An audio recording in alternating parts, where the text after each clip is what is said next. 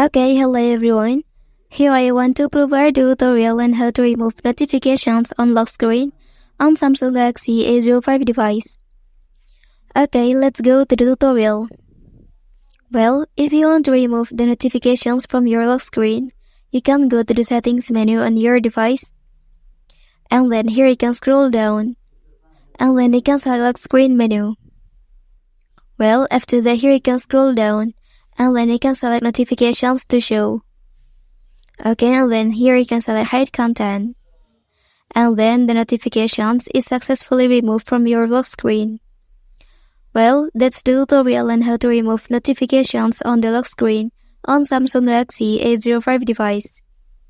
If you are helped by this video, don't forget to like and subscribe to get other information from this channel. Thank you.